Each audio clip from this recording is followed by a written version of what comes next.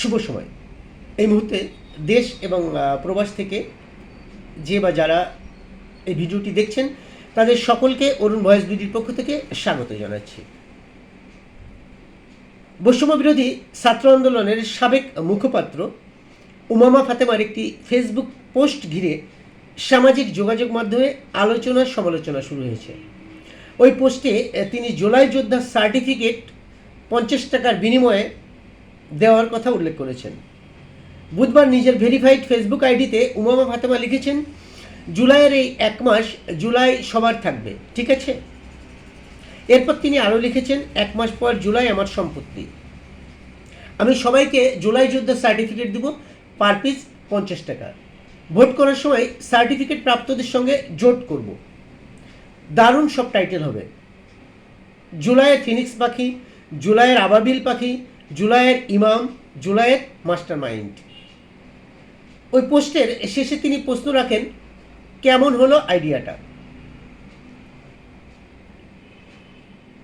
Certificate প্রাপ্তদের সঙ্গে তিনি জোট করলেও এই স্ট্যাটাসে নিচে বা পোস্টের পেছনে কি প্রেক্ষাপট রয়েছে সে বিষয়ে তিনি কিন্তু কোনো ব্যাখ্যা দেননি। উমামা ফাতেমার এই পোস্ট প্রকাশের পর সামাজিক যোগাযোগ মাধ্যমে নানা ধরনের প্রতিক্রিয়া দেখা গেছে।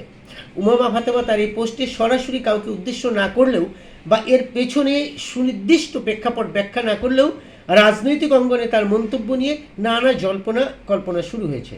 নেটিজেনদের একাংশ এটিকে চলমান রাজনৈতিক বাস্তবতার প্রতি এক ধরনের তীক্ষ্ণ ব্যঙ্গ হিসেবে দেখছেন। অনেকে মনে করছেন আন্দোলনের কৃতিত্ব বা তকমা নেওয়ার প্রবণতা নিয়ে তিনি হয়তো কোনো গভীর বার্তা দিতে চেয়েছেন। তবে তার এই মন্তব্যের অন্তর্নিহিত অর্থ নিয়ে এখনও স্পষ্ট কোনো ব্যাখ্যা পাওয়া যায়নি। জুলাই আন্দোলন শুরু হয়েছিল বঙ্গবন্ধুর নাম ব্যবহার করে। আমি আবার কোট করছি, 24 জুলাই আন্দোলন শুরু হয়েছিল বঙ্গবন্ধুর নাম ব্যবহার করে বা বঙ্গবন্ধুর নাম ব্যবহার করে আন্দোলন করেছে যারা, তারাই পরবর্তীতে ক্ষমতা পেয়ে বঙ্গবন্ধুর বাড়ি ভেঙেছে, যেটাকে বলা যেতে পারে এক ধরনের দ্বৈত নীতি। জুলাই কোনো আন্দোলন বা অভ্যুত্থান ছিল না।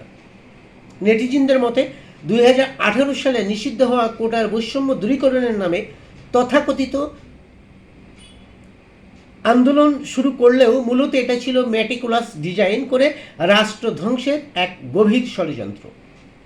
তথাকথিত আন্দোলনের বিভিন্ন সমাবেশে বঙ্গবন্ধুর বিভিন্ন সময়ে ভাষণের অংশবিশেষ বাজিয়ে জাতির সাথে প্রতারণা করা হয়েছে।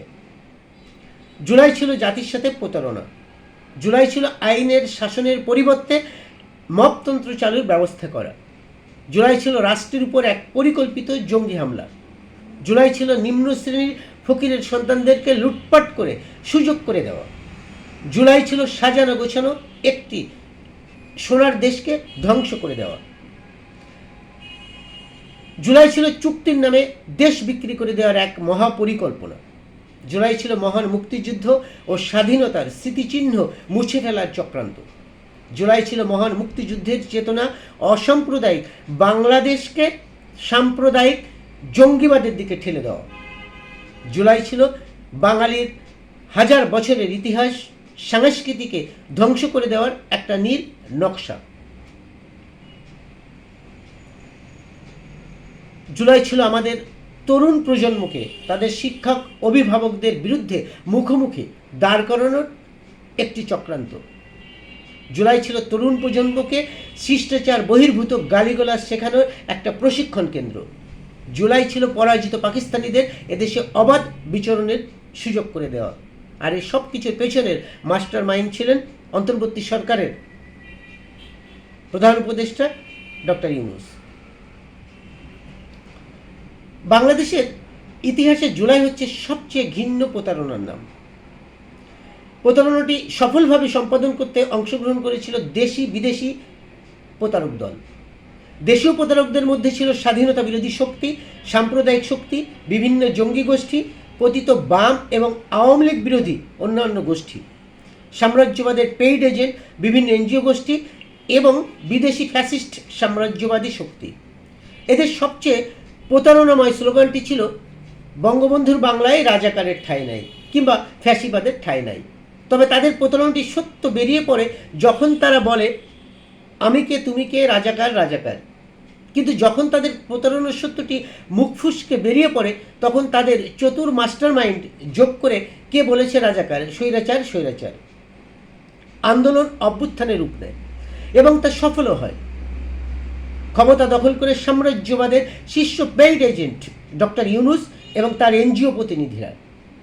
ছাত্রদের যে বিশাল অংশ এই আন্দোলনে যুক্ত হয় তাদের উপরিভাগের নেতৃত্বে যারা ছিল তারা মুখোশ পরা ছাত্র শিবির, অব্যবহৃত আগেই যারা ছিল ছাত্রলীগ এবং এর বাইরে অন্য একটি গ্রুপ যারা অছাত্র শিবির। মুখোশ পরা ছাত্রলীগ যারা পরে এনসিপি নামের রাজনৈতিক দল খোলে, এদের কেউ কেউ এখন সাংসদ।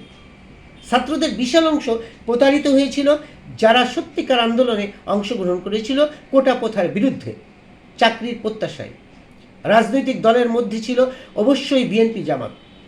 অভ্যুত্থানের পর মুখোশ খুলে পড়তে থাকে সকলে, কারণ ততক্ষণে মুক্তিযুদ্ধের বিরুদ্ধে তারা বিভিন্ন ধ্বংসাত্মক কাজে জড়িয়ে পড়েছিল, যা ছিল তাদের আসল উদ্দেশ্য। ক্রমে স্ফটিক স্বচ্ছ হয়ে দেখা দেয় এই অভ্যুত্থানের আসল উদ্দেশ্য এবং এর পেছনে কারা কারা ছিল। প্রধান অংশটিই ছিল মুক্তিযুদ্ধ বিরোধী শক্তি। জুলাইয়ের অভ্যুত্থানে যারা জীবন দিয়েছে অথবা যাদের নিহত হওয়ার সংবাদ পাওয়া গেছে তাদের সকলের প্রতি গভীর সমবেদনা জানায়, কারণ কোনো মৃত্যুই আমাদের কাম্য নয়, সেটা সরকারের হাতেই হোক বা অন্য কোনো ব্যক্তি বা গোষ্ঠীর হাতেই হোক। বাংলাদেশের প্রচলিত আইনে যারা এই হত্যাকাণ্ডের সাথে জড়িত তাদের সকলের বিচার হোক, সেটা আমি যেমন চাই এদেশের সুশীল সমাজও চাই। কিন্তু তথাকথিত কিছু সুশীল সমাজ রয়েছে যারা নিষিদ্ধ ঘোষিত আওয়ামী লীগের সময়ে আওয়ামী লীগের দালালি করেছে, এখন ক্ষমতাসীন বিএনপির দালালি করছে। এই দালাল সুশীল সমাজের যারা প্রতিনিধি রয়েছে তাদের থেকে আপনারা সতর্ক থাকবেন এবং দেশের সার্বভৌমত্বকে রক্ষার জন্য সকলে একত্রিত হয়ে কাজ করবেন। আমরা চাই অসাম্প্রদায়িক, সুখী, সমৃদ্ধ একটি সোনার বাংলাদেশ। সকলে সাথে থাকবেন এবং ভিডিওটি শেয়ার করবেন। ধন্যবাদ সকলকে।